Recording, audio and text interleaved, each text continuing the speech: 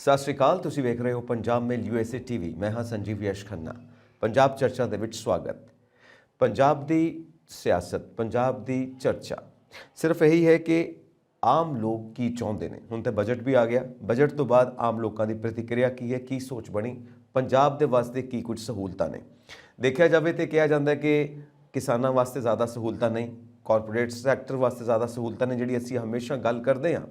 But ਸਾਰੀ ਚੀਜ਼ ਦੀ ਜੋ ਤਹਿਕੀਕਾਤ ਹੈ ਉਹ ਇਸ ਨਿਚੋੜ ਤੇ ਪਹੁੰਚਦੀ ਹੈ ਕਿ ਜਦੋਂ ਤੱਕ ਐਗਰੀਕਲਚਰ ਸੈਕਟਰ ਮਜ਼ਬੂਤ ਨਹੀਂ ਹੋਏਗਾ, ਇੰਡਸਟਰੀ ਆਪਣੇ ਆਪ ਮਜ਼ਬੂਤ ਨਹੀਂ ਹੋ ਸਕਦੀ। ਤੇ ਨਾਲ ਹਿਡਨਬਰਗ ਦੀ ਜੋ ਰਿਪੋਰਟ ਆਈ ਹੈ ਔਰ ਉਸਨੇ ਵੀ ਇੰਡੀਅਨ ਇਕਨੋਮੀ ਦੇ ਉੱਤੇ ਖਾਸ ਅਸਰ ਪਾਇਆ ਹੈ। ਜਦੋਂ ਦਾ ਇਹ ਬਜਟ ਆਇਆ ਹੈ ਤਾਂ ਉਸ ਤੋਂ ਬਾਅਦ ਅਡਾਨੀ ਗਰੁੱਪ ਦੇ ਜਿਹੜੇ ਸ਼ੇਅਰਸ ਨੇ ਉਹਨਾਂ ਦੀ ਕੀਮਤ ਥੱਲੇ ਜਾ ਰਹੀ ਹੈ। LIC ਲਗਾਤਾਰ ਚਰਚਾ ਦੇ ਵਿੱਚ ਬਣੀ ਹੋਈ ਹੈ ਕਿ ਉਹਨਾਂ ਦੀ ਇਨਵੈਸਟਮੈਂਟ ਲੱਗੀ ਹੋਈ ਹੈ। ਨਾਲ ਚਰਚਾ 'ਚ ਬਣਿਆ ਹੋਇਆ ਹੈ SBI, ਕਿਉਂਕਿ SBI ਦੀ ਵੀ ਇਨਵੈਸਟਮੈਂਟ ਲੱਗੀ ਹੋਈ ਹੈ, ਕਰਜ਼ੇ ਦਿੱਤੇ ਹੋਏ ਨੇ। ਸੋ ਇਹ तमाम ਗੱਲਾਂ ਨੇ। ਸੋ ਇੱਕ ਕਾਰਪੋਰੇਟ ਪੱਖੀ ਬਜਟ ਹੈ ਜਾਂ ਕਿਸਾਨਾਂ ਪੱਖੀ ਬਜਟ ਹੈ ਜਾਂ ਆਮ ਲੋਕਾਂ ਪੱਖੀ ਬਜਟ ਹੈ, ਇਹ ਵੀ ਇੱਕ ਚਰਚਾ ਦਾ ਵਿਸ਼ਾ ਬਣਿਆ ਹੋਇਆ ਹੈ। ਕਿਉਂਕਿ ਅਸੀਂ ਹਮੇਸ਼ਾ ਇਸ ਗੱਲ ਦੇ ਉੱਤੇ ਜ਼ੋਰ ਦਿੰਦੇ ਹਾਂ ਕਿ ਕਾਰਪੋਰੇਟ ਨੂੰ ਜ਼ਿਆਦਾ ਤਰਜੀਹ ਦਿੱਤੀ ਜਾਂਦੀ ਹੈ ਹਮੇਸ਼ਾ ਪਾਲਿਸੀ ਮੇਕਿੰਗ ਦੇ ਵਿੱਚ, ਹਮੇਸ਼ਾ ਉન્નਤੀ ਦੇ ਪੱਖ ਤੋਂ ਜੇ ਦੇਖਿਆ ਜਾਵੇ। ਇਸ ਦਾ ਕਾਰਨ ਕੀ ਹੈ? ਕਿਉਂਕਿ ਇੱਕ ਸੰਤੁਲਿਤ ਵਿਕਾਸ ਕਿਉਂ ਨਹੀਂ, ਇਨਕਲੂਸਿਵ ਇਕਨੋਮਿਕਸ ਕਿਉਂ ਨਹੀਂ, ਇਨਕਲੂਸਿਵ ਡਿਵੈਲਪਮੈਂਟ ਕਿਉਂ ਨਹੀਂ? ਜਦੋਂ ਕਾਰਪੋਰੇਟ ਸੈਕਟਰ ਨੂੰ ਅਸੀਂ ਇੰਨੇ ਕਰਜ਼ੇ ਮਾਫ ਕਰਦੇ ਹਾਂ ਤਾਂ ਫਿਰ ਐਗਰੀਕਲਚਰ ਸੈਕਟਰ ਨੂੰ ਕਿਉਂ ਨਹੀਂ ਕੀਤੇ ਜਾਂਦੇ? ਜਾਂ ਤਾਂ ਕਾਰਪੋਰੇਟ ਸੈਕਟਰ ਦੇ ਵੀ ਮਾਫ ਨਾ ਕਰੋ। ਫਿਰ ਹਿਡਨਬਰਗ ਨੇ ਇਹ ਵੀ ਰਿਪੋਰਟ ਦਿੱਤੀ ਹੈ ਕਿ ਜੇ ਰਿਚ ਪੀਪਲ ਨੂੰ ਜ਼ਿਆਦਾ ਟੈਕਸ ਲਗਾਇਆ ਜਾਵੇ ਭਾਰਤ ਦੇ ਅੰਦਰ ਤਾਂ ਬਹੁਤ ਸਾਰੀਆਂ ਜ਼ਰੂਰਤਾਂ ਪੂਰੀਆਂ ਹੋ ਸਕਦੀਆਂ ਨੇ ਭਾਰਤ ਦੇ ਲੋਕਾਂ ਦੀਆਂ। ਔਰ ਜਿੱਥੋਂ ਤੱਕ ਅਸੀਂ ਟੈਕਸ ਪੇਇੰਗ ਦੀ ਅਸੀਂ ਦੇਖਦੇ ਹਾਂ ਕਿ ਜੋ ਅਡਾਨੀ ਗਰੁੱਪ ਹੈ ਉਹ ਪਹਿਲੇ ਟੌਪ 3 'ਚ ਸੀਗਾ, ਫਿਰ ਟੌਪ 10 'ਚ ਰਹਿ ਗਿਆ, ਹੁਣ ਤੇ ਉਸ ਤੋਂ ਵੀ ਥੱਲੇ ਜਾ ਚੁੱਕਾ ਹੈ। ਪਰ ਜਦੋਂ ਅਸੀਂ ਇਨਕਮ ਟੈਕਸ ਦੇਣ ਦੀ ਸਾਰੀ ਪ੍ਰਤੀਕਿਰਿਆ ਦੇਖਦੇ ਹਾਂ ਤਾਂ ਅਡਾਨੀ ਗਰੁੱਪ ਪਹਿਲੇ ਟੌਪ 10 ਵਿੱਚ ਵੀ ਨਹੀਂ ਆਉਂਦਾ, ਉਸ ਤੋਂ ਵੀ ਬਾਅਦ ਆਉਂਦਾ। ਯਾਨੀ ਕਿ ਟੈਕਸ ਦੇਣ ਵਿੱਚ ਸਭ ਤੋਂ ਪਿੱਛੇ ਜਾਂ ਉਹਨਾਂ ਕਾਰਪੋਰੇਟਸ ਤੋਂ ਕਾਫੀ ਹੱਦ ਤੱਕ ਪਿੱਛੇ ਰਹਿੰਦਾ ਹੈ ਜੋ ਅੱਗੇ ਰਹਿੰਦੇ ਨੇ, ਜਿਵੇਂ ਟਾਟਾ ਗਰੁੱਪ ਅੱਗੇ ਰਹਿੰਦਾ ਹੈ ਔਰ ਉਸ ਤੋਂ ਬਾਅਦ LIC ਵੀ ਅੱਗੇ ਰਹਿੰਦਾ ਹੈ ਔਰ ਇਹ ਟੈਕਸ ਪੇ ਕਰਨ ਦੇ ਵਿੱਚ। ਸੋ ਇਹ ਸਾਰੀ ਵਖਰੇਵੇਂ ਜਿਹੜੇ ਦੇਖੇ ਜਾਂਦੇ ਨੇ ਆਮ ਲੋਕਾਂ ਵੱਲੋਂ ਤੇ ਐਕਸਪਰਟਸ ਵੱਲੋਂ, ਉਹਦੇ ਉੱਤੇ ਵੀ ਅਸੀਂ ਨਿਗਾਹ ਮਾਰਦੇ, ਕਿਉਂਕਿ ਜੋ ਕੁਝ ਵੀ ਅਸੀਂ ਤੁਹਾਡੇ ਸਾਹਮਣੇ ਪ੍ਰੈਜ਼ੈਂਟ ਕਰਦੇ ਹਾਂ ਉਹ ਆਮ ਲੋਕਾਂ ਦੀ ਤੇ ਐਕਸਪਰਟਸ ਦੀ ਪ੍ਰਤੀਕਿਰਿਆ ਹੁੰਦੀ ਹੈ, ਜਿਸ ਨੂੰ ਅਸੀਂ ਮਿਲਾ ਕੇ ਤੁਹਾਡੇ ਅੱਗੇ ਪੇਸ਼ ਕਰਦੇ ਹਾਂ ਕਿ ਕਾਰਪੋਰੇਟ ਸੈਕਟਰ ਨੂੰ ਜ਼ਿਆਦਾ ਤਰਜੀਹ ਦਿੱਤੀ ਜਾਂਦੀ ਹੈ ਤੇ ਐਗਰੀਕਲਚਰ ਸੈਕਟਰ ਨੂੰ ਉਨੀ ਤਰਜੀਹ ਨਹੀਂ ਦਿੱਤੀ ਜਾਂਦੀ, ਆਮ ਲੋਕਾਂ ਨੂੰ ਉਨੀ ਤਰਜੀਹ ਨਹੀਂ ਦਿੱਤੀ ਜਾਂਦੀ। ਇਹ ਐਕਸਪਰਟਸ ਦੇ ਬਾਰੇ ਅਸੀਂ ਗੱਲਬਾਤ ਕਰਦੇ ਕਿਉਂਕਿ ਇਹ ਐਕਸਪਰਟਸ ਦੇ ਐਨਾਲਿਸਿਸ ਨੇ ਜੋ ਅਸੀਂ ਤੁਹਾਡੇ ਸਾਹਮਣੇ ਪ੍ਰੈਜ਼ੈਂਟ ਕਰਦੇ ਹਾਂ। ਸੋ ਇਸ ਸਾਰੀ ਲਾਈਟ ਦੇ ਅੰਦਰ ਪੰਜਾਬ ਪੋਲਿਟਿਕਸ ਕਿੱਥੇ ਖੜਾ ਹੈ ਉਹਦੇ ਬਾਰੇ ਗੱਲਬਾਤ ਕਰਨ ਵਾਸਤੇ ਸਟੂਡੀਓਜ਼ ਦੇ ਵਿੱਚ ਮੌਜੂਦ ਨੇ ਸਾਡੇ ਨਾਲ ਪਵਨਦੀਪ ਸ਼ਰਮਾ, ਪੋਲੀਟੀਕਲ ਐਨਾਲਿਸਟ। ਪਵਨ ਜੀ, ਵੈਲਕਮ ਟੂ ਪੰਜਾਬ ਚਰਚਾ। ਧੰਨਵਾਦ ਸੰਜੀਵ ਜੀ। ਔਰ ਪੰਜਾਬ ਚਰਚਾ ਪ੍ਰੋਗਰਾਮ ਦੇਖ ਰਹੇ ਨੈਸ਼ਨਲ ਇੰਟਰਨੈਸ਼ਨਲ ਵਿਊਜ਼ ਨੂੰ ਮੇਰੀ ਪਿਆਰ ਭਰੀ ਸਤਿ ਸ੍ਰੀ ਅਕਾਲ। ਸੋ ਇਸ ਵਕਤ ਪਵਨ ਜੀ ਬਜਟ ਨੂੰ ਲੈ ਕੇ ਹੀ ਹਰ ਪੁਆਇੰਟ ਆਫ ਵਿਊ ਦੇਖਿਆ ਜਾਂਦਾ, ਕਿਉਂਕਿ ਬਜਟ ਦੇ ਐਂਗਲ ਤੋਂ ਹੀ ਸਭ ਕੁਝ ਦੇਖਿਆ ਜਾਂਦਾ ਹੈ। ਤੇ ਨਾਲ ਹਿਡਨਬਰਗ ਦੀ ਜਿਹੜੀ ਰਿਪੋਰਟ ਜੋ ਮੈਂ ਸਟਾਰਟਿੰਗ ਦੇ ਵਿੱਚ ਗੱਲ ਕੀਤੀ ਸੀ, ਜਿਸ ਨੇ ਅਡਾਨੀ ਗਰੁੱਪ ਦੇ ਬਾਰੇ ਕਾਫੀ ਖੁਲਾਸਾ ਕੀਤਾ ਹੈ ਔਰ ਕਿਹਾ ਜਾਂਦਾ ਹੈ ਕਿ ਇੰਡੀਅਨ ਇਕਨੋਮੀ ਦੇ ਉੱਤੇ ਉਹਦਾ ਅਸਰ ਪੈ ਰਿਹਾ। ਮੈਂ ਚਾਹਾਂਗਾ ਪਹਿਲਾਂ ਇਹਦੇ ਉੱਤੇ ਪ੍ਰਤੀਕਿਰਿਆ ਦੇ ਦਿਓ ਤਾਂ ਕਿ ਇਸੇ ਲਾਈਟ ਦੇ ਅੰਦਰ ਅਸੀਂ ਪੰਜਾਬ ਪੋਲਿਟਿਕਸ ਨੂੰ ਡਿਸਕਸ ਕਰੀਏ। ਦੇਖੋ ਸੰਜੀਵ ਜੀ, ਜੋ ਇੰਪੋਰਟੈਂਟ ਕਰੰਟ ਸਿਨੈਰੀਓ ਸਾਡੇ ਦੇਸ਼ ਦੇ ਵਿੱਚ ਚੱਲ ਰਿਹਾ, ਜਿੱਥੇ ਹਿਡਨਬਰਗ ਰਿਪੋਰਟ ਦੀ ਗੱਲ ਹੋਈ, ਅਡਾਨੀ ਗਰੁੱਪਸ ਦੀ ਗੱਲ ਹੋਈ, ਜਿਹੜੇ ਮਲਟੀ ਬਿਲੀਅਨਰ ਲੋਕ ਹੈਗੇ ਆ, ਜਿਹੜੇ ਵੱਡੇ ਕੈਪੀਟਲ ਮੂਵਮੈਂਟਸ ਦੇ ਵਿੱਚ ਜਿਹੜੇ ਇਨਵੋਲਵ ਲੋਕ ਹੈਗੇ ਆ, ਉਹਨਾਂ ਦੇ ਪਿਛਲੇ ਸਮੇਂ ਦੇ ਵਿੱਚ ਸਪੈਸ਼ਲੀ ਅਡਾਨੀ ਗਰੁੱਪ ਦੀ ਜਿਹੜੀ ਵੱਡੀ ਗਿਰਾਵਟ, ਚਾਹੇ ਸ਼ੇਅਰ ਮਾਰਕੀਟ ਦੇ ਥਰੂ ਹੋਵੇ, ਚਾਹੇ ਉਹਨਾਂ ਨੇ ਕੋਈ ਇਸ ਤਰ੍ਹਾਂ ਦਾ ਡੇਟਾ ਫੌਜ ਕੀਤਾ, ਕੁਝ ਫਰਜ਼ੀ ਚੀਜ਼ਾਂ ਉਹਦੇ ਵਿੱਚ ਸ਼ਾਮਲ ਕਰਾ ਕੇ ਆਪਣੇ ਪ੍ਰਾਈਸਿਸ ਨੂੰ ਹਾਈ ਰੇਂਜਸ ਤੇ ਲੈ ਗਏ। ਤੇ ਫਿਰ ਜਦੋਂ ਉਹਨਾਂ ਦਾ ਇਹ ਪੋਲ ਖੁੱਲੀ, ਪਬਲਿਕ ਦੇ ਵਿੱਚ ਇਹ ਗੱਲ ਆਈ, ਮੀਡੀਆ ਦੇ ਵਿੱਚ ਗੱਲ ਆਈ, ਸਾਰੇ ਦੇਸ਼ ਦੇ ਔਰ ਇੰਟਰਨੈਸ਼ਨਲ ਲੋਕਾਂ ਨੇ ਇਹ ਗੱਲ ਨੂੰ ਸੋਚਿਆ ਸਮਝਿਆ ਤੇ ਵੱਡੀ ਉਹਨਾਂ ਦੇ ਇਕਨੋਮੀ ਦੇ ਵਿੱਚ, ਉਹਨਾਂ ਦੇ ਆਪਣੇ ਕੈਪੀਟਲ ਦੇ ਵਿੱਚ, ਉਹਨਾਂ ਦੀ ਮਾਇਆ ਦੇ ਵਿੱਚ ਵੱਡੀ ਗਿਰਾਵਟ ਜਿਹੜੀ ਸਾਨੂੰ ਦੇਖਣ ਨੂੰ ਮਿਲੀ। ਦੇਖੋ, ਇਹ ਸਮੇਂ-ਸਮੇਂ ਸਿਰ ਇੱਕ ਬਿਜ਼ਨਸ ਜਿਹੜਾ ਹੁੰਦਾ, ਬਿਜ਼ਨਸ ਦਾ ਹੁੰਦਾ ਹੈ, ਉਹਦੇ ਵਿੱਚ ਗਰੋਥ ਔਰ ਡੈਪਥ ਔਰ ਕਿਤੇ ਵੀ ਗਿਰਾਵਟ ਜਿਹੜੀ ਹੈ, ਇਹ ਸਮੇਂ ਸਿਰ ਇੱਕ ਨਿਯਮ ਹੈਗਾ। ਕਦੀ ਉਤਾਰ ਚੜਾਅ ਜਿਹੜੇ ਇਸ ਚੀਜ਼ ਦੇ ਉੱਤੇ ਬਣੇ ਹੁੰਦੇ ਆ। ਪਰ ਜਦੋਂ ਸਾਡੀਆਂ ਸਰਕਾਰਾਂ, ਰਾਜਨੀਤਿਕ ਸਰਕਾਰਾਂ ਜਿਹੜੀਆਂ ਉਹ ਕੈਪੀਟਲਿਜ਼ਮ ਨੂੰ ਜ਼ਿਆਦਾ ਸਪੋਰਟ ਕਰਦੀਆਂ, ਜਿਸ ਤਰ੍ਹਾਂ ਤੁਸੀਂ ਐਗਰੀਕਲਚਰ ਦੀ ਗੱਲ ਕੀਤੀ ਹੈ ਕਿ ਉਹਨਾਂ ਨੂੰ ਉਨੀ ਸਪੋਰਟ ਨਹੀਂ ਹੈਗੀ, ਗਰੀਬ ਆਵਾਮ ਨੂੰ ਉਨੀ ਸਪੋਰਟ ਨਹੀਂ ਹੈਗੀ, ਮਿਹਨਤਕਸ਼ ਲੋਕਾਂ ਨੂੰ ਉਨੀ ਸਪੋਰਟ ਨਹੀਂ ਹੈਗੀ, ਸਕਿੱਲ ਆਰਟੀਜ਼ਨਸ ਨੂੰ ਉਨੀ ਸਪੋਰਟ ਨਹੀਂ ਹੈਗੀ, ਜਿਹੜੇ ਹੱਥੀਂ ਕੰਮ ਕਰਨ ਵਾਲੇ ਕਾਮੇ ਆ, ਕਿਸਾਨ ਆ, ਉਹਨਾਂ ਨੂੰ ਉਨੀ ਸਪੋਰਟ ਨਹੀਂ ਹੈਗੀ।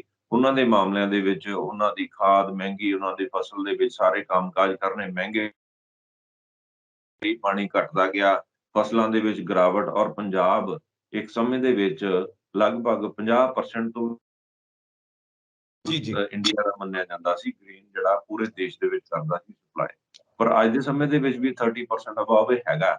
ਪਰ ਪੰਜਾਬ ਦੇ ਵਿੱਚ ਤੇ ਫਿਰ ਓਵਰਆਲ ਅਸੀਂ ਦੇਖੀਏ ਕਿ ਸਤਹੀ ਪਾਣੀ, ਜ਼ਮੀਨੀ ਪਾਣੀ ਦਾ ਲੈਵਲ ਬਹੁਤ ਥੱਲੇ ਹੁੰਦਾ ਜਾ ਰਿਹਾ।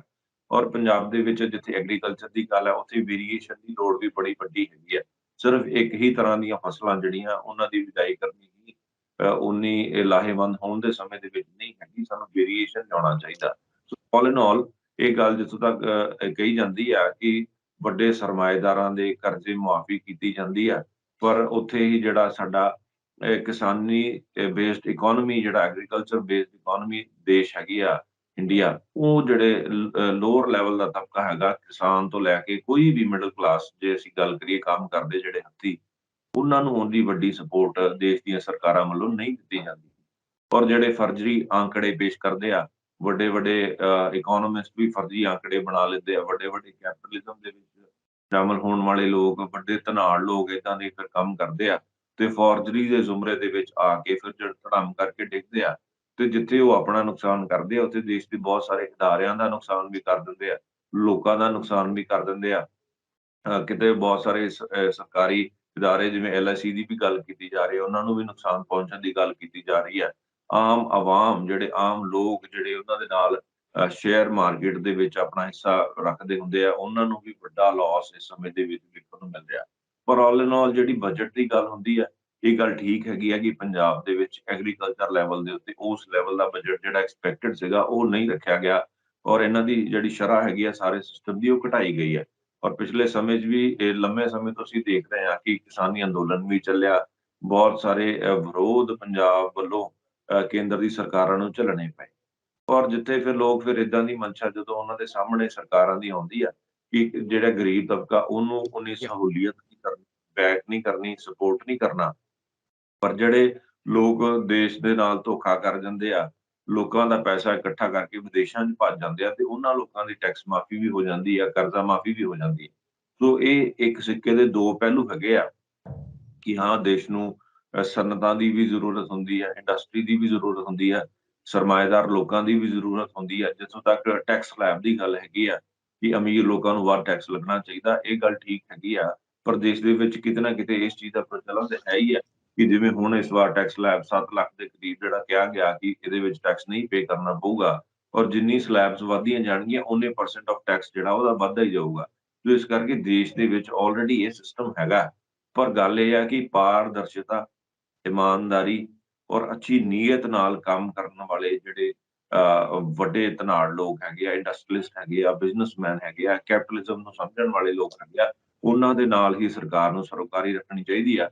ਜਿਹੜੇ ਵੀ ਏਦਾਂ ਦੇ ਲੋਕ ਫਰਾਡ ਦੇ ਵਿੱਚ ਸ਼ਮੂਲੀਅਤ ਰੱਖਦੇ ਆ, ਜਿਹੜੇ ਲੋਕ ਫੋਰਜਰੀ ਕਰਦੇ ਆ, ਝੂਠੇ ਅੰਕੜੇ ਪੇਸ਼ ਕਰਦੇ ਆ, ਉਹਨਾਂ ਦਾ ਪਰਦਾਫਾਸ਼ ਜਿਹੜਾ ਉਸ ਸਮੇਂ ਦੀਆਂ ਦੇਸ਼ ਦੀਆਂ ਸਰਕਾਰਾਂ ਨੂੰ ਵੀ ਕਰਨਾ ਚਾਹੀਦਾ।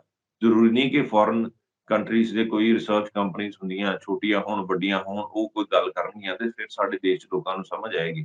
ਸਾਡੇ ਦੇਸ਼ ਦੇ ਇਦਾਰਿਆਂ ਦੀ, ਸਾਡੀਆਂ ਸਰਕਾਰਾਂ ਦੀ ਵੀ ਇਹ ਲਾਜ਼ਮ ਜ਼ਿੰਮੇਵਾਰੀ ਤੇ ਪੂਰਾ ਚੈੱਕ ਐਂਡ ਬੈਲੈਂਸ ਰੱਖਣ, ਉਹ ਦੇਖਣ, ਉਹਨੂੰ ਪੂਰਾ ਨਿਗਰਾਨ ਕੀਤਾ ਜਾਵੇ ਹਰ ਸਿਸਟਮ ਨੂੰ, ਤਾਂ ਕਿ ਦੇਸ਼ ਦੇ ਆਵਾਮ ਦਾ ਪੈਸਾ ਖਰਾਬ ਨਾ ਹੋਵੇ। ਲੋਕਾਂ ਦਾ ਜਿਹੜਾ ਸਟੇਟ ਐਕਸਚੇਕਰ ਹੈਗਾ, ਕੀਮਤੀ ਮਿਹਨਤ, ਖੂਨ ਪਸੀਨੇ ਦੀ ਕਮਾਈ ਦਾ ਜਿਹੜਾ ਉਹ ਟੈਕਸ ਪੇ ਕਰਦੇ ਆ, ਉਹਦੇ ਵਿੱਚ ਕਿਸੇ ਤਰ੍ਹਾਂ ਦਾ ਘਾਟਾ ਲੋਕਾਂ ਨੂੰ ਨਾ ਆਵੇ। ਲੋਕਾਂ ਦੇ ਵਿੱਤੀ ਹਾਲਾਤ ਨਾ ਕਿਸੇ ਠੱਗ, ਚੋਰ ਜਾਂ ਕਿਸੇ ਏਦਾਂ ਦੇ ਫਰਾਡ ਵਿਅਕਤੀ ਦੇ ਨਾਲ ਵਿਗੜ ਜਾਣ। ਸੋ ਇਹਨਾਂ ਗੱਲਾਂ ਦਾ ਧਿਆਨ ਵੀ ਸਰਕਾਰਾਂ ਨੂੰ ਰੱਖਣਾ ਚਾਹੀਦਾ। ਬਿਲਕੁਲ ਠੀਕ ਗੱਲ ਹੈ, ਕਿਉਂਕਿ ਜਿਨ੍ਹਾਂ ਨੂੰ ਆਪਾਂ ਕੈਪੀਟਲਿਜ਼ਮ ਦਾ ਜਨਮਦਾਤਾ ਕਹਿੰਦੇ ਆ, ਐਡਮ ਸਮਿਥ, ਉਹਨਾਂ ਨੇ ਇਹ ਗੱਲ ਕਹੀ ਸੀ ਕਿ ਕੈਪੀਟਲਿਜ਼ਮ ਦਾ ਆਧਾਰ ਹੈ ਨੈਤਿਕਤਾ, ਆਦਰਸ਼ਵਾਦ, ਡਿਸਪਲਿਨ, ਅਨੁਸ਼ਾਸਨ, ਕਿ ਇੱਕ ਵਧੀਆ ਇਨਸਾਨ ਜਿਹੜਾ ਸਮਾਜ ਦੇ ਪ੍ਰਤੀ, ਦੇਸ਼ ਦੇ ਪ੍ਰਤੀ ਆਪਣੀ ਜ਼ਿੰਮੇਵਾਰੀ ਸਮਝਣ ਵਾਲਾ ਇਨਸਾਨ, ਉਹੀ ਕੈਪੀਟਲਿਸਟ ਹੋ ਸਕਦਾ ਹੈ। ਇੱਕ ਸੱਚਾ ਸੁੱਚਾ ਇਨਸਾਨ ਹੀ ਕੈਪੀਟਲਿਸਟ ਹੋ ਸਕਦਾ ਹੈ, ਜਿਸ ਦਾ ਸਾਰਾ ਦਾ ਸਾਰਾ ਮੰਤਵ ਪ੍ਰੋਫਿਟ ਅਰਨਿੰਗ ਹੋਵੇ, ਲਾਭ ਕਮਾਉਣਾ ਹੋਵੇ। ਉਹ ਕੈਪੀਟਲਿਸਟ ਨਹੀਂ ਹੋ ਸਕਦਾ, ਉਹ ਸਮਾਜ ਦਾ ਚੋਰ ਹੈ, ਉਹ ਸਮਾਜ ਦਾ ਠੱਗ ਹੈ। ਇਹ ਐਡਮ ਸਮਿਥ ਨੇ ਕਿਹਾ ਕਿ ਇੱਕ ਨੇਕ ਇਨਸਾਨ ਹੀ ਕੈਪੀਟਲਿਸਟ ਹੋ ਸਕਦਾ ਹੈ, ਜੋ ਸਭ ਦੇ ਬਾਰੇ ਸੋਚਦਾ ਹੈ ਤੇ ਸਮਾਜ ਦੇ ਵਿੱਚ ਨੌਕਰੀ ਕ੍ਰੀਏਟ ਕਰਦਾ, ਰੋਜ਼ਗਾਰ ਕ੍ਰੀਏਟ ਕਰਦਾ। ਸੋ ਐਡਮ ਸਮਿਥ ਦੀਆਂ ਸਿੱਖਿਆਵਾਂ ਤੋਂ ਤਾਂ ਬਹੁਤ ਦੂਰ ਜਾ ਚੁੱਕਾ ਹੈ ਅੱਜ ਦਾ ਕੈਪੀਟਲਿਸਟ, ਕਿਉਂਕਿ ਅੱਜ ਦੇ ਕੈਪੀਟਲਿਸਟ ਦਾ ਸਿਰਫ ਇੱਕੋ ਹੀ ਮੰਤਵ ਹੈ, ਪ੍ਰੋਫਿਟ ਕਮਾਉਣਾ, ਬਸ, ਸਕਸੈਸ ਐਟ ਐਨੀ ਕਾਸਟ। ਖੈਰ, ਆਪਾਂ ਅੱਗੇ ਵਧਦੇ ਹਾਂ। ਆਪਾਂ ਪੰਜਾਬ ਦੇ ਪੋਲਿਟਿਕਸ ਬਾਰੇ ਹੁਣ ਗੱਲਬਾਤ ਕਰਾਂਗੇ ਇਸੇ ਨਜ਼ਰੀਏ ਦੇ ਵਿੱਚ ਕੀ ਲੱਗਦਾ ਹੈ ਇਸ ਵਕਤ ਕੀ ਸਾਰਾ ਮਾਹੌਲ ਬਣਦਾ ਪਿਆ? ਆਮ ਆਦਮੀ ਪਾਰਟੀ ਜੋ ਕਾਰਗੁਜ਼ਾਰੀ ਦਿੰਦੀ ਪਈ ਹੈ, ਕਿਉਂਕਿ 9-10 ਮਹੀਨੇ ਹੋ ਚੁੱਕੇ ਨੇ ਇਹਨਾਂ ਨੂੰ ਵਜ਼ਾਰਤ ਸੰਭਾਲੇ ਹੋਏ, ਕੀ ਲੱਗਦਾ ਹੈ ਆਮ ਲੋਕਾਂ ਦੀਆਂ ਉਮੀਦਾਂ ਦੇ ਉੱਤੇ ਖਰੀ ਉਤਰਦੀ ਦਿਖਾਈ ਦੇ ਰਹੀ ਹੈ ਕਿ ਇਹ ਵੀ ਉਹੀ ਰਿਵਾਇਤੀ ਪੋਲਿਟਿਕਸ ਸ਼ੁਰੂ ਹੋ ਗਿਆ? ਪਵਨ ਜੀ, ਦੇਖੋ, ਪਿਛਲੇ ਕੁਝ ਦਿਨਾਂ ਦੇ ਵਿੱਚ ਆਮ ਆਦਮੀ ਪਾਰਟੀ ਨੇ ਪੰਜਾਬ ਦੇ ਵਿੱਚ 500 ਮੁਹੱਲਾ ਕਲੀਨਿਕ ਖੋਲ੍ਹਣ ਦੀ ਗੱਲ ਕੀਤੀ, ਜਿਹਦੇ ਵਿੱਚ ਵੱਖ-ਵੱਖ ਪੜਾਵਾਂ ਦੇ ਵਿੱਚ ਅੰਮ੍ਰਿਤਸਰ ਦੇ ਵਿੱਚ ਵੀ ਬਹੁਤ ਸਾਰੇ ਕਲੀਨਿਕਸ ਏਦਾਂ ਦੇ ਖੋਲ੍ਹਣ ਦੀ ਗੱਲ ਕੀਤੀ। ਉਹਦੇ ਵਿੱਚ ਉਹਨਾਂ ਤੇ ਕਿੰਨੇ ਵੱਡੇ ਲੋਕਾਂ ਨੂੰ ਉਹਨਾਂ ਨੂੰ ਕਟਾਕਸ਼ ਕੀਤਾ, ਕਿੰਨਾ ਕ੍ਰਿਟਿਸਿਜ਼ਮ ਸਹਿਣਾ ਪਿਆ, ਜੋ ਕਿ ਵਾਕਈ ਸ਼ਰਮਿੰਦਗੀ ਦਾ ਬਾਇਸ ਵੀ ਆ ਕਿ ਜਿੱਥੇ 5 ਪਿਆਰਿਆਂ ਦੇ ਨਾਮ ਦੇ ਉੱਤੇ ਕਲੀਨਿਕਸ ਜਿਹੜੇ ਅੰਮ੍ਰਿਤਸਰ ਦੇ ਵਿੱਚ ਬਣੇ ਆ, ਉਹਨਾਂ ਦੇ ਨਾਮ ਚੁੱਕ ਕਰਕੇ ਤੇ ਆਪਣੀਆਂ ਵੱਡੀਆਂ ਫੋਟੋਆਂ ਲਗਾ ਕੇ ਤੇ ਆਮ ਆਦਮੀ ਕਲੀਨਿਕ ਦਾ ਉਦਘਾਟਨ ਕਰ ਦਿੱਤਾ ਗਿਆ। ਦੂਸਰੀ ਗੱਲ ਕਿ ਕੋਈ ਵੀ ਏਦਾਂ ਦਾ ਆਪਣਾ ਇਨਫਰਾਸਟ੍ਰਕਚਰ ਖੜਾ ਨਹੀਂ ਕੀਤਾ। ਜਿਹੜੀਆਂ ਆਲਰੇਡੀ ਡਿਸਪੈਂਸਰੀਜ਼ ਬਣੀਆਂ ਸੀ, ਸੈਟੇਲਾਈਟ ਹਸਪੀਟਲ ਬਣੇ ਸੀ, ਰੂਰਲ ਡਿਸਪੈਂਸਰੀ ਸੀਗੀਆਂ, ਉਹਨਾਂ ਦੇ ਉੱਤੇ ਹੀ ਪੇਂਟ ਕਰਕੇ ਦੁਬਾਰਾ ਜਿਹੜਾ ਆਮ ਆਦਮੀ ਕਲੀਨਿਕ ਦਰਸਾ ਦਿੱਤਾ ਗਿਆ। ਪਰ ਅੱਜ ਜਿਹੜੇ ਕਿ ਦੇਖੋ ਪੰਜਾਬ ਦੇ ਵਿੱਚ ਹੈਲਥ ਇਨਫਰਾਸਟ੍ਰਕਚਰ ਜਿਹੜਾ ਹੈਗਾ ਆਲਰੇਡੀ ਮਜ਼ਬੂਤ ਹੈਗਾ। ਵੱਡੇ ਹਸਪੀਟਲਸ ਪੰਜਾਬ ਦੇ ਵਿੱਚ ਸਰਕਾਰੀ ਹੈਗੇ ਆ, ਡਿਸਪੈਂਸਰੀਜ਼ ਹੈਗੀਆਂ, ਪੇਂਡੂ ਖੇਤਰ ਦੇ ਵਿੱਚ ਬਹੁਤ ਸਾਰੇ ਸੈਟੇਲਾਈਟ ਹਸਪੀਟਲਸ ਹੈਗੇ ਆ, ਡਿਸਪੈਂਸਰੀਜ਼ ਹੈਗੀਆਂ, ਵਾਰਡਸ ਹੈਗੀਆਂ, ਜਿੱਥੋਂ ਲੋਕਾਂ ਨੂੰ ਦਵਾ ਦਾਰੂ ਮਿਲਦਾ ਸੀ। ਪਰ ਇਸ ਵੇਲੇ ਦਿੱਲੀ ਦੇ ਵਿੱਚ ਜਿਹੜੀ ਆਮ ਆਦਮੀ ਪਾਰਟੀ, ਉਹਨਾਂ ਨੇ ਆਮ ਆਦਮੀ ਕਲੀਨਿਕ ਦੀ ਜਿਹੜੀ ਖੋਜ ਕਹਿ ਸਕਦੇ ਹਾਂ ਕੀਤੀ ਸੀ, ਤੇ ਉਹ ਪੰਜਾਬ ਦੇ ਵਿੱਚ ਉਹਨੂੰ ਲਾਗੂ ਕਰ ਦਿੱਤਾ ਗਿਆ। ਤੇ ਪੰਜਾਬ ਸਰਕਾਰ ਦਾ ਇਸ ਵੇਲੇ ਸਿਰਫ ਤੇ ਸਿਰਫ ਦਿੱਲੀ ਦੇ ਉਸ ਮੁਹੱਲਾ ਕਲੀਨਿਕ ਨੂੰ ਪੰਜਾਬ ਦੇ ਵਿੱਚ ਲਾ ਕੇ ਆਮ ਆਦਮੀ ਪਾਰਟੀ ਦੀ ਕੇਂਦਰੀ ਲੀਡਰਸ਼ਿਪ ਨੂੰ ਇਹ ਜਸਟੀਫਾਈ ਕਰਨ ਦੀ ਗੱਲ ਕਰ ਰਹੇ ਆ ਕਿ ਜੋ ਨੀਤੀਆਂ ਉਹ ਦੱਸ ਰਹੇ ਨੇ ਉਹ ਹੀ ਸਹੀ ਨੇ, ਪੰਜਾਬ ਦੇ ਵਿੱਚ ਵੀ ਉਹ ਹੀ ਲਾਗੂ ਹੁੰਦੀਆਂ, ਜਦ ਕਿ ਇਹ ਸਰਾਸਰ ਗਲਤ ਹੈਗਾ। ਫੁੱਲੀ ਆਪਰੇਸ਼ਨਲ ਨਹੀਂ ਹੈਗੇ ਆਮ ਆਦਮੀ ਪਾਰਟੀ ਸਾਰੇ ਕਲੀਨਿਕ ਜਿਨ੍ਹਾਂ ਦਾ ਕੰਮ ਹੀ ਅਧੂਰਾ ਚੱਲ ਰਿਹਾ। ਬਹੁਤ ਸਾਰੇ ਕਲੀਨਿਕਸ ਜਿੱਥੇ ਕੋਈ ਦਵਾਈ ਹੈ ਨਹੀਂ, ਬਹੁਤ ਸਾਰੇ ਏਦਾਂ ਦੇ ਕਲੀਨਿਕਸ ਹੈਗੇ ਆ ਜਿੱਥੇ ਅੱਛੇ ਡਾਕਟਰਸ ਨੂੰ ਜਾ ਕੇ ਭੇਜਿਆ ਜਾ ਰਿਹਾ ਔਰ ਰੂਰਲ ਡਿਸਪੈਂਸਰੀ ਦੇ ਵਿੱਚੋਂ ਛਡਾਇਆ ਜਾ ਰਿਹਾ। ਜਦੋਂ ਡਾਕਟਰ ਵੀ ਇਹ ਮਹਿਸੂਸ ਕਰ ਰਹੇ ਨੇ ਕਿ ਇਹ ਸਾਰਾ ਸਿਸਟਮ ਜਿਹੜਾ ਹੈ ਸਿਰਫ ਤੇ ਸਿਰਫ ਰਾਜਨੀਤਿਕ ਰੋਟੀਆਂ ਸੇਕਣ ਦਾ, ਆਪਣੀ ਪਾਰਟੀ ਦਾ ਚੋਣ ਪ੍ਰਚਾਰ ਕਰਨ ਦਾ ਹੀ ਬਣਾਇਆ ਜਾ ਰਿਹਾ। ਔਰ ਦੇਖੋ, ਅਜੋਏ ਸ਼ਰਮਾ ਇੱਕ ਸਿਵਲ ਸਰਵੈਂਟ, ਉਹਨਾਂ ਨੇ ਦੇ ਜਿਹੜੇ ਇਸ ਫੈਸਲੇ ਕਿ ਜਿਹਦੇ ਵਿੱਚ ਉਹਨਾਂ ਨੇ ਕਿਹਾ ਸੀ ਕਿ 10 ਕਰੋੜ ਰੁਪਏ ਦੀ ਲਾਗਤ ਨਾਲ ਬਣੇ ਮੁਹੱਲਾ ਕਲੀਨਿਕ ਦਾ ਜਿਹੜਾ ਪ੍ਰਚਾਰ ਕਰਨਾ, ਉਹਦੇ ਲਈ 30 ਕਰੋੜ ਰੁਪਇਆ ਸੈਂਕਸ਼ਨ ਕੀਤਾ ਜਾਵੇ, ਤੇ ਉਹਨਾਂ ਨੇ ਉਸ ਗੱਲ ਤੋਂ ਮਨਾ ਕਰ ਦਿੱਤਾ ਸੀ ਕਿ 10 ਕਰੋੜ ਰੁਪਇਆ ਖਰਚਾ ਮੁਹੱਲਾ ਕਲੀਨਿਕਸ ਤੇ ਲੱਗ ਰਿਹਾ ਤੇ 30 ਕਰੋੜ ਉਹਦੀ ਪ੍ਰਮੋਸ਼ਨ ਲਈ ਇਹ ਲਗਾਉਣਾ ਚਾਹੁੰਦੇ ਆ। ਬਾਹਰਲੀਆਂ ਸਟੇਟਾਂ ਦੇ ਵਿੱਚ ਐਡਵਰਟਾਈਜ਼ਮੈਂਟ ਦੇਣਾ ਚਾਹੁੰਦੇ ਆ, ਫਰੰਟ ਪੇजेस ਤੇ, ਨੈਸ਼ਨਲ ਨਿਊਜ਼ਪੇਪਰਸ ਤੇ, ਨੈਸ਼ਨਲ ਚੈਨਲਸ ਦੇ ਉੱਤੇ। ਤੋ ਇਸ ਕਰਕੇ ਅਜੋਏ ਸ਼ਰਮਾ ਨੇ ਵੀ ਇਹ ਰੋਕ ਉਹਦੇ ਉੱਤੇ ਲਗਾ ਦਿੱਤੀ। ਫਿਰ ਇਹਨਾਂ ਨੇ ਰਾਤੋਂ ਰਾਤ ਉਹਨਾਂ ਦੇ ਟ੍ਰਾਂਸਫਰ ਕੀਤੀ, ਉਹਨਾਂ ਦੀ ਬਦਲੀ ਕੀਤੀ। ਤੋ ਇਸ ਕਰਕੇ ਇਹ ਸਾਰਾ ਸਿਸਟਮ ਸਾਨੂੰ ਇਹ ਸਮਝ ਆ ਰਿਹਾ ਕਿ ਪੰਜਾਬ ਦੇ ਵਿੱਚ Aam Aadmi party on ground ਉਨੀ ਸਹਿਜ ਨਹੀਂ ਹੈਗੀ। ਉਹਨਾਂ ਦਾ ਜਿਹੜਾ ਉਹਨਾਂ ਨੇ ਡਾਇਰੈਕਟਿਵ ਸ਼ੁਰੂ ਤੋਂ ਲਿਆ ਸੀ, ਜੋ ਸੋਚ ਪੰਜਾਬੀਆਂ ਨੂੰ ਦੱਸੀ ਸੀ, ਉਹਦੇ ਵਿੱਚ ਪੂਰਨ ਤੌਰ ਤੇ ਉਹ ਨਾਕਾਮ ਸਾਬਿਤ ਹੋਇਆ। ਜੀ ਪਵਨ ਜੀ, ਅਸੀਂ ਦੇਖਦੇ ਹਾਂ ਕਿ ਪਿਛਲੀਆਂ ਸਰਕਾਰਾਂ ਤੋਂ ਲੈ ਕੇ ਅੱਜ ਦੀਆਂ ਸਰਕਾਰ ਤੱਕ ਵੀ ਜਿਹੜੀ ਇਹ ਆਮ ਆਦਮੀ ਪਾਰਟੀ ਦੀ ਸਰਕਾਰ ਹੈ, ਪਿੱਛੇ ਅਕਾਲੀ ਦਲ ਦੀ ਵੀ ਰਹੀ ਹੈ, ਪਿੱਛੇ ਕਾਂਗਰਸ ਦੀ ਵੀ ਰਹੀ ਹੈ, ਇਹ ਸਾਰੀਆਂ ਸਰਕਾਰਾਂ ਨੇ ਐਡਵਰਟਾਈਜ਼ਮੈਂਟ ਦੇ ਉੱਤੇ, ਆਪਣੀ ਪਾਰਟੀ ਦੀ ਪਬਲਿਸਿਟੀ ਦੇ ਉੱਤੇ, ਅਸੀਂ ਆਹ ਕੰਮ ਕਰ ਦਿੱਤਾ, ਅਸੀਂ ਆਹ ਕੰਮ ਕਰ ਦਿੱਤਾ, ਇੰਨਾ ਜ਼ਿਆਦਾ ਪੈਸਾ ਖਰਚ ਕਰ ਦਿੱਤਾ ਹੈ ਵਿਗਿਆਪਨਬਾਜ਼ੀ ਦੇ ਉੱਤੇ ਕਿ ਉਹ ਪੈਸਾ ਜੇ ਪੰਜਾਬ ਦੇ ਲੋਕਾਂ ਉੱਤੇ ਖਰਚਿਆ ਹੁੰਦਾ ਤਾਂ ਪੰਜਾਬ ਦੇ ਲੋਕਾਂ ਦੀ ਹਾਲਾਤ ਸ਼ਾਇਦ ਕੁਝ ਵਧੀਆ ਹੋਈ ਹੁੰਦੀ, ਤੇ ਪੰਜਾਬ ਦੇ ਲੋਕ ਹੀ ਆਪ ਹੀ ਆਪਣੇ ਮੂੰਹੋਂ ਇਹਨਾਂ ਦਾ ਪ੍ਰਚਾਰ ਕਰ ਦਿੰਦੇ, ਇਹਨਾਂ ਦਾ ਪ੍ਰਚਾਰ ਪ੍ਰਸਾਰ ਖੁਦ ਹੀ ਕਰ ਦਿੰਦੇ, ਤਾਂ ਇਹਨਾਂ ਨੂੰ ਇਹ ਪਬਲਿਸਿਟੀ ਦੇ ਸਟੰਟ ਕਰਨ ਦੀ ਲੋੜ ਹੀ ਨਾ ਪੈਂਦੀ। ਮੈਂ ਇਹ ਮੰਨਦਾ ਔਰ ਇਹ ਐਕਸਪਰਟਸ ਵੀ ਮੰਨਦੇ ਨੇ ਔਰ ਅਸੀਂ ਉਹਨਾਂ ਨਾਲ ਤਵੱਕੋ ਰੱਖਦੇ ਹਾਂ। ਬਿਲਕੁਲ ਪਬਲਿਕ ਵੀ ਇਹ ਗੱਲ ਮੰਨਦੀ, ਪਬਲਿਕ ਨਾਲ ਵੀ ਅਸੀਂ ਤਵੱਕੋ ਰੱਖਦੇ ਹਾਂ ਕਿ ਵਾਕਈ ਇਹ ਐਡਵਰਟਾਈਜ਼ਮੈਂਟ ਦੇ ਉੱਤੇ, ਆਪਣੀ ਪਾਰਟੀ ਦੇ ਪ੍ਰਚਾਰ ਦੇ ਉੱਤੇ ਜਿਹੜਾ ਪੈਸਾ ਖਰਚਿਆ ਜਾਂਦਾ, ਅਗਲੀਆਂ ਇਲੈਕਸ਼ਨਸ ਨੂੰ ਧਿਆਨ ਵਿੱਚ ਰੱਖਦੇ ਹੋਏ ਜੇ ਇਹ ਨਾ ਕੀਤਾ ਜਾਵੇ ਤਾਂ ਇਹ ਸਾਰਾ ਪੈਸਾ ਪੰਜਾਬ ਦੇ ਲੋਕਾਂ ਦੇ ਕੰਮ ਆਏਗਾ ਤੇ ਪੰਜਾਬ ਦੇ ਲੋਕ ਆਪੇ ਹੀ ਇਹਨਾਂ ਨੂੰ ਆਪੇ ਹੀ ਵੋਟ ਦੇਣਗੇ, ਇਹਨਾਂ ਦਾ ਪ੍ਰਚਾਰ ਆਪੇ ਹੀ ਕਰਨਗੇ, ਕਿਉਂਕਿ ਉਹਨਾਂ ਨੂੰ ਆਪਣੀ ਭਲਾਈ ਦੇ ਕੰਮ ਹੁੰਦੇ ਨਜ਼ਰ ਆਉਂਦੇ ਹੈ। ਪਬਲਿਕ ਹਮੇਸ਼ਾ ਆਪਣੀ ਭਲਾਈ ਦੇ ਕੰਮ ਚਾਹੁੰਦੀ ਹੈ। ਸੋ ਇਹ ਵਿਗਿਆਪਨਬਾਜ਼ੀ ਦੇ ਉੱਤੇ ਪੈਸਾ ਖਰਚਣਾ ਬਿਲਕੁਲ ਫਿਜ਼ੂਲ ਖਰਚੀ ਹੈ ਕਿਸੇ ਵੀ ਸਰਕਾਰ ਨੇ ਜਿਹੜੀ ਇਹ ਕੀਤੀ ਹੈ। ਤਾਂ ਅਸੀਂ ਅਗਲੀ ਗੱਲ ਲੈਂਦੇ ਹਾਂ ਕਿ ਪਿੱਛੇ ਜੇ ਇੱਕ ਘਟਨਾਕ੍ਰਮ ਵਾਪਰਿਆ ਕਿ ਕੁੰਵਰ ਵਿਜੇ ਪ੍ਰਤਾਪ ਸਿੰਘ ਜੀ ਨੇ ਰੈਜ਼ਿਗਨੇਸ਼ਨ ਦੇ ਦਿੱਤਾ। ਹਾਲਾਂਕਿ ਉਹ ਪੁਰਾਣੇ ਆਫਿਸਰ ਨੇ ਔਰ ਕਿਸੇ ਵਕਤ ਕੇਜਰੀਵਾਲ ਸਾਹਿਬ ਨੇ ਉਹਨਾਂ ਬਾਰੇ ਕਿਹਾ ਸੀ ਮੇਰਾ ਆਫਿਸਰ ਭਾਈ, ਤੇ ਅਸੀਂ ਦੇਖਿਆ ਕਿ ਉਹਨਾਂ ਨੂੰ ਨਾ ਤੇ ਕੋਈ ਪੋਰਟਫੋਲੀਓ ਦਿੱਤਾ ਗਿਆ ਹੈ, ਨਾ ਹੀ ਉਹਨਾਂ ਦੇ ਐਕਸਪੀਰੀਅੰਸ ਦਾ ਕੋਈ ਫਾਇਦਾ ਲੈ ਰਹੀ ਹੈ ਸਰਕਾਰ, ਉਹਨਾਂ ਨੂੰ ਬਸ ਨੁਕਰੇ ਲਾਇਆ ਹੋਇਆ। ਤੇ ਕਾਫੀ ਦੇਰ ਉਹਨਾਂ ਨੇ ਸ਼ਾਇਦ ਇਹ ਚੀਜ਼ ਬਰਦਾਸ਼ਤ ਕੀਤੀ, ਉਸ ਤੋਂ ਬਾਅਦ ਉਹਨਾਂ ਨੇ ਰਿਜ਼ਾਈਨ ਕਰ ਦਿੱਤਾ। ਇਸ ਵਕਤ ਇਹ ਚਰਚਾ ਵੀ ਕਾਫੀ ਗਰਮਾਈ ਹੋਈ ਹੈ ਕਿ ਇੰਨਾ ਕਾਬਿਲ ਬੰਦਾ ਆਮ ਆਦਮੀ ਪਾਰਟੀ ਨੂੰ ਛੱਡ ਕੇ ਜਾਂਦਾ ਹੈ, ਰਿਜ਼ਾਈਨ ਕਰਦਾ ਹੈ ਆਪਣੇ ਅਹੁਦੇ ਤੋਂ। ਹਾਲਾਂਕਿ ਆਮ ਆਦਮੀ ਪਾਰਟੀ ਦੇ ਜਿੱਤਣ ਦੇ ਵਿੱਚ ਪੰਜਾਬ ਦੀਆਂ ਚੋਣਾਂ ਦੇ ਵਿੱਚ ਵੀ ਉਹਨਾਂ ਦਾ ਕਾਫੀ ਵੱਡਾ ਹੱਥ, ਕਾਫੀ ਵੱਡਾ ਯੋਗਦਾਨ ਰਿਹਾ। ਇਸ ਘਟਨਾਕ੍ਰਮ ਨੂੰ ਤੁਸੀਂ ਕਿਵੇਂ ਦੇਖਦੇ ਹੋ ਪਵਨ? ਦੇਖੋ, ਇਹ ਵੀ ਬੜਾ ਵੱਡਾ ਇੱਕ ਜਿਹੜਾ ਸਾਡੇ ਸਾਹਮਣੇ ਇੱਕ ਦ੍ਰਿਸ਼ ਪੈਦਾ ਹੋਇਆ ਹੈ ਇਸ ਸਰਕਾਰ ਦੇ ਵੇਲੇ ਦੇ ਵਿੱਚ, ਇਸ ਸਮੇਂ ਦੇ ਵਿੱਚ। ਡਾਕਟਰ ਕੁੰਵਰ ਵਿਜੇ ਪ੍ਰਤਾਪ ਸਿੰਘ, ਜਿਨ੍ਹਾਂ ਨੇ ਲੰਮੇ ਸਮੇਂ ਦੇ ਉੱਤੋਂ ਕਹਿ ਸਕਦੇ ਹਾਂ ਕੋਟਕਪੂਰਾ ਫਾਇਰਿੰਗ ਕੇਸ ਦੇ ਵਿੱਚ ਵੱਡੀ ਜਾਂਚ ਕੀਤੀ ਔਰ ਪੰਜਾਬ ਦੇ ਵਿੱਚ ਗੁਰੂ ਗ੍ਰੰਥ ਸਾਹਿਬ ਦੀ ਬੇਅਦਬੀ ਉੱਪਰ ਵੀ ਬਹੁਤ ਸਾਰੇ ਵਿਚਾਰਾਂ ਜਿਹੜੀਆਂ ਲੋਕਾਂ ਦੇ ਸਮਕਸ਼ ਰੱਖੀਆਂ ਔਰ ਲੋਕਾਂ ਨੂੰ ਆਸ ਸੀ ਕਿ ਜਦੋਂ ਆਮ ਆਦਮੀ ਪਾਰਟੀ ਦੀ ਸਰਕਾਰ ਆਏਗੀ ਤੇ ਕੁੰਵਰ ਵਿਜੇ ਪ੍ਰਤਾਪ ਸਿੰਘ ਗ੍ਰਹਿ ਮੰਤਰਾਲਾ ਸੰਭਾਲਣਗੇ ਔਰ ਜਿਹੜੀ ਬੇਅਦਬੀ ਦੇ ਮਾਮਲੇ ਦੇ ਵਿੱਚ ਸਾਰੇ ਹੀ ਸਿੱਖ ਡਾਇਸਪੋਰਾ ਨੂੰ ਔਰ ਸਾਰੇ ਦੇਸ਼ੋ ਦੁਨੀਆ ਦੇ ਵਿੱਚ ਆਮ ਆਵਾਮ ਨੂੰ ਇਹਦਾ ਇਨਸਾਫ ਮਿਲੇਗਾ ਔਰ ਸੱਚ ਸਾਹਮਣੇ ਆਏਗਾ, ਦੁੱਧ ਦਾ ਦੁੱਧ, ਪਾਣੀ ਦਾ ਪਾਣੀ ਹੋ ਜਾਏਗਾ। ਪਰ ਜਿਉਂ ਹੀ ਸਰਕਾਰ ਬਣਦੀ ਹੈ, ਉਸ ਤੋਂ ਬਾਅਦ ਆਮ ਆਦਮੀ ਪਾਰਟੀ ਦੀ ਸਰਕਾਰ ਦਾ ਉਹਨਾਂ ਨੂੰ ਕਹਿ ਸਕਦੇ ਹਾਂ ਕਿ they are trying to ignore ਕਿ ਉਹਨਾਂ ਦੀਆਂ ਕੀਤੀਆਂ ਸਾਰੀਆਂ ਜਿਹੜੀਆਂ ਕੋਸ਼ਿਸ਼ਾਂ ਹੈਗੀਆਂ ਉਹਨੂੰ ਕਿਤੇ ਬੂਰ ਨਾ ਪੈ ਜਾਏ, ਕਿਤੇ ਉਹ ਪੰਜਾਬ ਦੇ ਵਿੱਚ ਨੈਸ਼ਨਲ ਲੈਵਲ ਔਰ ਇੰਟਰਨੈਸ਼ਨਲ ਲੈਵਲ ਤੇ ਹੀਰੋ ਉੱਭਰ ਕੇ ਨਾ ਸਾਹਮਣੇ ਆ ਜਾਣ। ਸੋ ਉਹਨਾਂ ਨੂੰ ਕਿਤੇ ਨਾ ਕਿਤੇ ਉਹਨਾਂ ਦੇ ਅੱਗੇ ਰੁਕਾਵਟ ਪੈਦਾ ਕਰਨ ਦੀ ਕੋਸ਼ਿਸ਼ ਜਿਹੜੀ ਮੈਂ ਦੇਖ ਪਾ ਰਿਹਾ ਕਿ ਸਰਕਾਰਾਂ ਕਰ ਰਹੀਆਂ।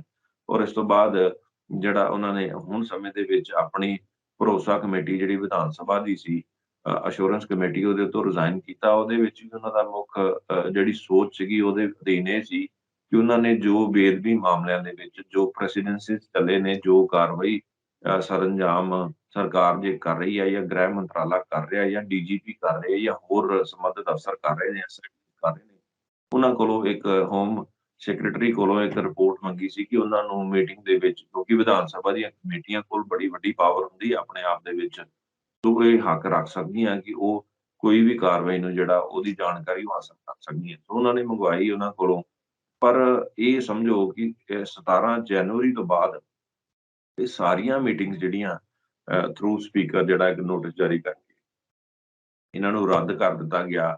ਹੋ ਸਕਦਾ ਹੈ ਕਿ ਆਮ ਆਦਮੀ ਪਾਰਟੀ ਦੀ ਸਰਕਾਰ ਦੇ ਅੰਦਰ ਕਿਸੇ ਤਰ੍ਹਾਂ ਦਾ ਕੋਈ ਕੰਪਲੈਕਸ ਹੋਵੇ, ਕਿਸੇ ਤਰ੍ਹਾਂ ਦੀ ਉਹਨਾਂ ਨੂੰ ਪਤਾ ਸੀ ਕਿ ਸਾਨੂੰ ਸਵਾਲ ਜਵਾਬ ਹੋਣਗੇ ਤੇ ਲੋਕਾਂ ਦੇ ਵਿੱਚ, ਮੀਡੀਆ ਦੇ ਵਿੱਚ ਵੀ ਇਹ ਗੱਲ ਆ ਸਕਦੀ ਹੈ। ਸੋ ਉਹਨਾਂ ਨੇ ਮੀਟਿੰਗਾਂ ਨੂੰ ਹੀ ਰੱਦ ਕਰ ਦਿੱਤਾ, ਜਿਹਦੇ ਤਹਿਤ ਫਿਰ ਡਾਕਟਰ ਕੁੰਵਰ ਵਿਜੇ ਪ੍ਰਤਾਪ ਸਿੰਘ ਹੋਣਾ ਨੇ ਇਹ ਫੈਸਲਾ ਕੀਤਾ ਕਿ ਉਹ ਏਦਾਂ ਦੀਆਂ ਬੋਗਸ ਸਿਸਟਮ ਦੇ ਵਿੱਚ ਰਹਿ ਕੇ ਜਾਂ ਏਦਾਂ ਦੀ ਚੇਅਰਮੈਨੀਆਂ ਲੈ ਕੇ ਉਹਨਾਂ ਨੇ ਹਾਸਲ ਕੀ ਕਰਨਾ ਜੇ ਆਮ ਲੋਕਾਂ ਦੇ ਸਾਡੇ ਪੰਜਾਬੀ ਡਾਇਸਪੋਰਾ ਦੇ ਸ੍ਰੀ ਗੁਰੂ ਗ੍ਰੰਥ ਸਾਹਿਬ ਦੀ ਬੇਅਦਬੀ ਦੇ ਮਾਮਲੇ ਦੇ ਵਿੱਚ ਇਨਸਾਫ ਦਿਵਾਉਣ ਲਈ ਕੋਈ ਕਾਰਵਾਈ ਸਰੰਜਾਮ ਜੇ ਨਹੀਂ ਕਰ ਸਕਦੇ। ਸੋ ਇਸ ਕਰਕੇ ਉਹਨਾਂ ਨੇ ਕਿਹਾ ਕਿ ਕੁਰਸੀ ਦੇ ਨਾਲ ਚਿਪਕਣਾ ਉਨਾ ਇੰਪੋਰਟੈਂਟ ਨਹੀਂ ਹੈ, ਲੋਕਾਂ ਨੂੰ ਇਨਸਾਫ ਦਿਵਾਉਣਾ ਬੜਾ ਇੰਪੋਰਟੈਂਟ ਹੈ, ਜਿਹਦੇ ਨਾਲ ਲਾਰਜਰ ਵੇ ਦੇ ਵਿੱਚ ਇੱਕ ਸੁਨੇਹਾ ਗਿਆ ਕਿ ਜੇ ਕੋਈ ਵੀ ਸਰਕਾਰ ਇਸ ਵੇਲੇ ਬੇਅਦਬੀ ਮਾਮਲਿਆਂ ਨੂੰ ਸੁਲਝਾਉਣਾ ਨਹੀਂ ਚਾਹੁੰਦੀ, ਪਰ ਉਹਨਾਂ ਦੇ ਲਈ ਪੰਜਾਬ ਦੇ ਵਿੱਚ ਇੱਕ ਅਜਿਹਾ ਲੀਡਰ ਹੈਗਾ ਜਿਹੜਾ ਉਹਨਾਂ ਦੇ ਲਈ ਅਜੇ ਵੀ ਖੜਾ।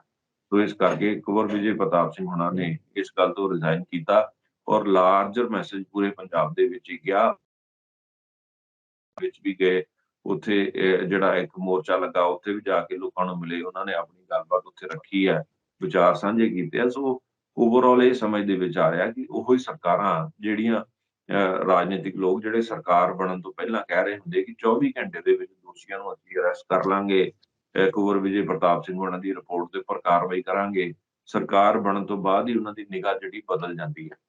ਫਿਰ ਉਹੀ ਲੋਕ ਜਿਹੜੇ ਕਹਿੰਦੇ ਸੀ ਇੱਕ ਇੱਕ ਪੈਸਾ ਲੋਕਾਂ ਦਾ ਸੰਭਾਲ ਕੇ ਰੱਖਾਂਗੇ, ਉਹੀ ਲੋਕ ਫਿਰ ਕੀ ਕਰਦੇ ਆ ਜਦੋਂ ਹੈਲੀਕਾਪਟਰ ਉਹਨਾਂ ਨੂੰ ਛੋਟਾ ਲੱਗਦਾ ਹੈ ਤੇ ਆਪਣੇ ਲੀਡਰਾਂ ਦੀ ਹੋਰ ਸਟੇਟਾਂ ਦੇ ਵਿੱਚ ਜਦੋਂ ਚੋਣਾਂ ਆਉਣੀਆਂ ਤੇ ਉਹ ਚਾਹੁੰਦੇ ਵੀ ਜ਼ਿਆਦਾ ਲੀਡਰ ਜਿਹੜੇ ਆ ਪੰਜਾਬ ਦੇ ਜੋ ਮੰਤਰੀ ਜਿਹੜੇ ਬਣਾਏ ਗਏ ਉਹ ਬਹਿ ਕੇ ਜਾ ਸਕਣ ਤੇ ਫਿਰ ਉਹ ਇੱਕ ਪਲੇਨ ਜਿਹੜਾ ਉਹ ਖਰੀਦਣ ਦੀ ਗੱਲ ਕਰਦੇ ਆ ਤੇ ਉਹਦੇ ਟੈਂਡਰ ਲਾਉਂਦੇ ਆ 4 ਲੱਖ ਰੁਪਏ ਮਹੀਨਾ ਤੋਂ ਸ਼ੁਰੂ ਹੋਣੀ।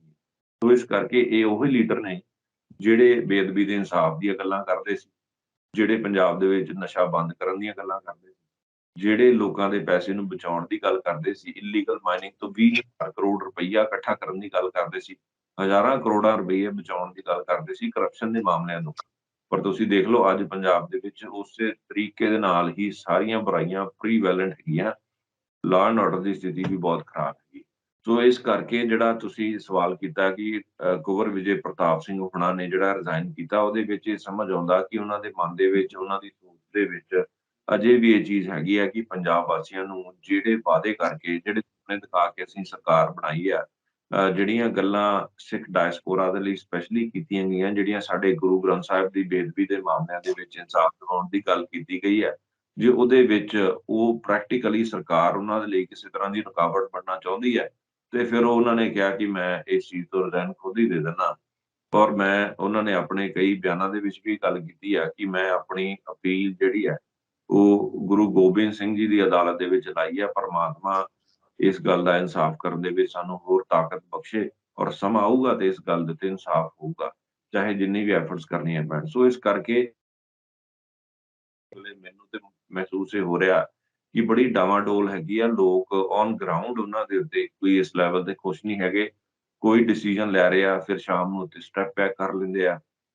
ਕਿਤੇ ਵੱਡੀਆਂ ਐਡਵਰਟਾਈਜ਼ਮੈਂਟਸ ਦੀ ਗੱਲ ਹੁੰਦੀ ਆ, ਕਿਤੇ ਉਹ ਖੁਦ ਜਿਹੜੇ ਮੁਹੱਲਾ ਕਲੀਨਿਕਸ ਖੋਲ੍ਹੇ ਆ, ਉਹ ਉਹਨੇ ਵੱਡੇ ਲੈਵਲ ਤੇ ਔਨ ਗਰਾਊਂਡ ਆਪਰੇਸ਼ਨਲ ਨਹੀਂ ਹੈਗੇ। ਕੋਈ ਬਹੁਤ ਉਹਨੇ ਅੱਛੀ ਕਾਰਕਰਦਗੀ ਉਹਨਾਂ ਚੀਜ਼ਾਂ ਦੀ ਨਹੀਂ ਹੈਗੀ।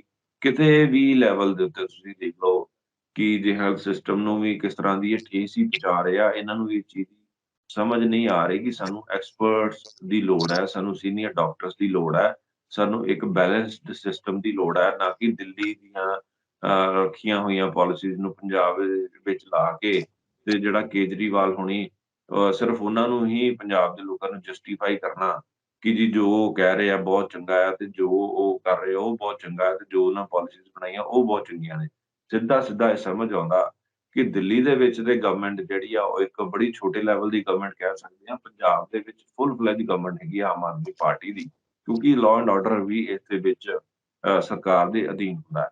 ਦਿੱਲੀ ਵਿੱਚ ਛੋਟੀਆਂ ਸਰਕਾਰਾਂ, ਕਾਰਪੋਰੇਸ਼ਨ ਵਰਗੀਆਂ ਸਰਕਾਰਾਂ ਤੁਸੀਂ ਕਹਿ ਸਕਦੇ ਹੋ, ਪਰ ਦਿੱਲੀ ਦੇ ਲੀਡਰ ਜੋ ਸਮਝ ਆ ਰਿਹਾ ਕਿ ਪੰਜਾਬ ਦੇ ਰੈਵਨਿਊ ਨੂੰ ਬੜੀ ਵੱਡੇ ਲੈਵਲ ਤੇ ਇਸਤੇਮਾਲ ਕਰ ਰਹੇ ਆ, ਚਾਹੇ ਉਹ ਜਹਾਜ਼ ਖਰੀਦਣ ਦੀਆਂ ਗੱਲਾਂ ਹੋਣ, ਚਾਹੇ ਹਰ ਮੀਡੀਆ ਗਰੁੱਪਸ ਦੇ ਵਿੱਚ ਐਡਵਰਟਾਈਜ਼ਮੈਂਟ ਦੀਆਂ ਗੱਲਾਂ ਹੋਣ, ਚਾਹੇ ਟਰੈਵਲਿੰਗ ਦੇ ਵਿੱਚ ਗੱਲਾਂ ਹੋਣ, ਚਾਹੇ ਸਿਕਿਉਰਿਟੀ ਸਿਸਟਮਸ ਦੇ ਵਿੱਚ ਗੱਲਾਂ ਹੋਣ, ਵੱਡੇ-ਵੱਡੇ ਪ੍ਰੋਟੋਕਾਲ ਹਾਸਲ ਕੀਤੇ ਜਾ ਰਹੇ ਆ। ਤੁਸੀਂ ਦੇਖੋ ਕਿ ਪਿਛਲੇ ਦਿਨੀ ਰਾਘਵ ਚੱਡਾ ਦੇ ਪੀਏ ਦਾ ਵਿਵਾਹ ਸਮਾਗਮ ਸੀ। ਉੱਥੇ ਪੰਜਾਬ ਦੇ ਹਰ ਲੀਡਰ, ਸਪੀਕਰ ਤੱਕ ਜਿਹੜੇ ਉੱਥੇ ਪਹੁੰਚੇ ਸੀ, ਆਪ ਹੀ ਸਮਝ ਲਓ ਕਿ ਰੀਅਲ ਇਨ ਵੇ ਡੀ ਫੈਕਟੋ ਜਿਹੜਾ ਲੋਕ ਕਹਿ ਰਹੇ ਆ ਕਿ ਮੁੱਖ ਮੰਤਰੀ ਪੰਜਾਬ ਦਾ ਰਾਘਵ ਚੱਡਾ ਹੀ ਆ ਜਾਂ ਕੇਜਰੀਵਾਲ ਬੈਠ ਕੇ ਹੀ ਸਰਕਾਰਾਂ ਚਲਾ ਰਹੇ। ਤੁਸੀਂ ਇੱਥੋਂ ਅੰਦਾਜ਼ਾ ਲਾ ਲਓ, ਅੰਦੇਸ਼ਾ ਲਾ ਲਓ ਕਿ ਉਹਨਾਂ ਦਾ ਪੀਏ, ਉਹਨਾਂ ਦਾ ਸੈਕਟਰੀ ਵੀ ਕਿੰਨਾ ਪਾਵਰਫੁਲ ਹੈਗਾ ਕਿ ਹਰ ਲੀਡਰ ਜਿਹੜਾ ਉੱਥੇ ਹਾਜ਼ਰ ਹੀ ਭਰ ਰਿਹਾ ਜਾ ਕੇ ਉਹਨਾਂ ਨੂੰ ਵਿਆਹ ਦੀ ਵਧਾਈ ਜਿਹੜੀ ਉਹ ਦੇ ਰਿਹਾ।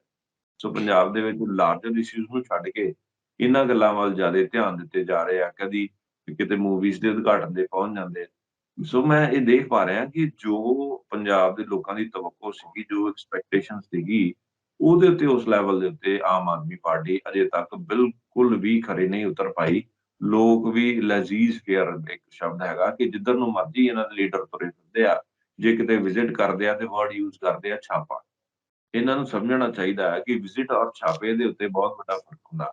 ਕਿਤੇ ਕੋਈ ਇਹਨਾਂ ਦਾ ਲੀਡਰ, ਕੋਈ ਮੰਤਰੀ ਕਿਸੇ ਦਫ਼ਤਰ ਦੇ ਵਿੱਚ ਵਿਜ਼ਿਟ ਕਰਨ ਜਾਂਦਾ ਹੈ ਤੇ ਇਹ ਆਪਣੀਆਂ ਪੋਸਟਾਂ ਦੇ ਉੱਤੇ ਛਾਪਾ ਲਿਖਦੇ ਨੇ। ਸੋ ਇਸ ਕਰਕੇ ਬਹੁਤ ਸਾਰੀਆਂ ਕਮੀਆਂ ਪੇਸ਼ੀਆਂ ਸਰਕਾਰ ਦੇ ਵਿੱਚ ਸਾਨੂੰ ਨਜ਼ਰ ਆ ਰਹੀਆਂ। ਹੋਪਫੁਲੀ ਇਹ ਸਮੇਂ ਸਿਰ ਸੰਭਲ ਜਾਣਗੇ ਔਰ ਜੇ ਇਹ ਸੰਭਲ ਜਾਣਗੇ ਤੇ ਚੰਗੇ ਰਹਿਣਗੇ ਤਾਂ ਕਿ ਲੋਕ ਵੀ ਫਿਰ ਇਹਨਾਂ ਨੂੰ, ਜੇ ਇੰਨੀ ਵੱਡੀ ਲੀਡ ਦੇ ਨਾਲ ਜਿਤਾਇਆ ਤੇ ਲੋਕ ਵੀ ਫਿਰ ਇਹਨਾਂ ਦਾ ਮਾਨ ਸਨਮਾਨ ਜਿਹੜਾ ਉਹ ਬਰਕਰਾਰ ਰੱਖ ਸਕਣ। ਪਰ ਜੇ ਨਹੀਂ ਸਮਝਣਗੇ ਤਾਂ ਫਿਰ ਸਮਾਂ ਬਹੁਤ ਬਲਵਾਨ ਹੈ।